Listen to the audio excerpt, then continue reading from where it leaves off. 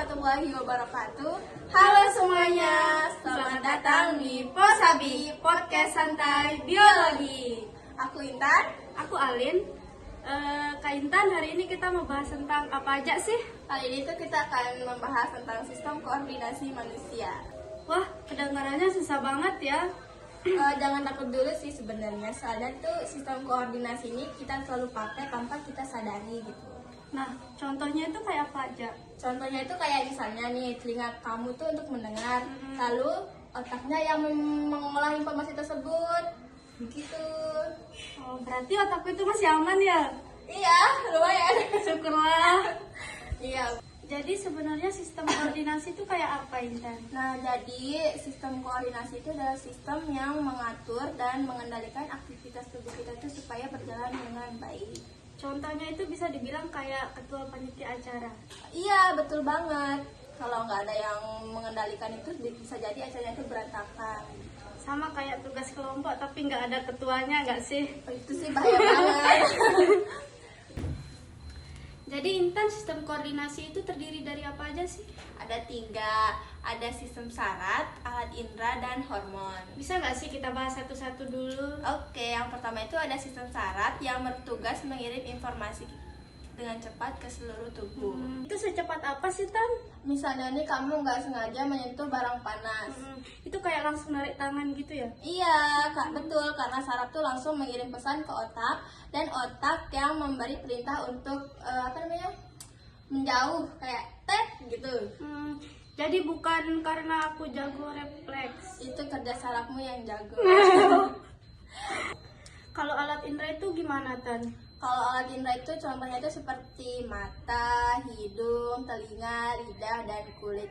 Mereka itu berfungsi untuk mengirim informasi ke lingkungan. Berarti bisa dibilang kayak reporter berita ya? Iya, bisa dibilang begitu. Soalnya kan dia tuh menerima informasi. Contohnya tuh? Misalnya tuh kayak kita mencium aroma bau ayam gitu. Hidung kita tuh menerima baunya. Nah, ini contoh yang saya suka. Soalnya lebih gampang gitu ya kan dipahamin. Iya, hidung tuh kan langsung mengirim informasi ke otak. Terus otak itu bilang, cari sumber bau itu sekarang gitu. Ya, persis seperti itu. Nah, kalau hormon itu gimana sih? Nah, kalau hormon itu yang membantu koordinasi tubuh, tapi dia tuh kerjanya tuh lebih lambat. Contohnya? Contohnya pernah ini gugup saat presentasi. Sering banget gemeter tangan-tangan. Nah, itu contohnya kayak jantung berdebar, keringat dingin, terus dada berdebar-debar gitu. Jadi itu bukan karena kita ngeliat dosen killer ya. Nah, kan biasanya kita deg-degan ya kalau ngeliat dosen killer. Nah, itu salah satunya karena hormon adrenalin. Oh, Begitu. Nggak tahu nggak, Lin? Menariknya lagi tuh otak kita tuh mempunyai miliaran sel saraf untuk saling terhubung. pantas ya otak kita itu bisa mengingat banyak hal gitu. Iya, walaupun kadang lebih ingat lirik lagu daripada materi kuliah. Duh, tersindir lagi. Iya kan, bener kan? Bener banget sih, bener. Terus cara kita menjaga sistem koordinasi itu kayak gimana, Tan? Sebenarnya itu sederhana banget, Lin. Tinggal kita jaga pola makan, tidur yang benar, jangan bergadang.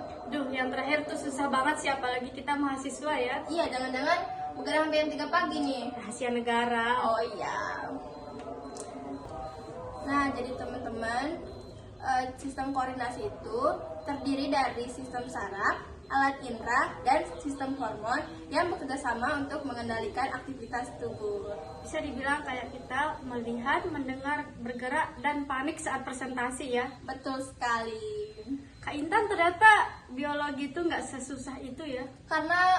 Soalnya tuh biologi itu dekat banget sama kehidupan kita sehari-hari tentang sistem koordinasi tersebut.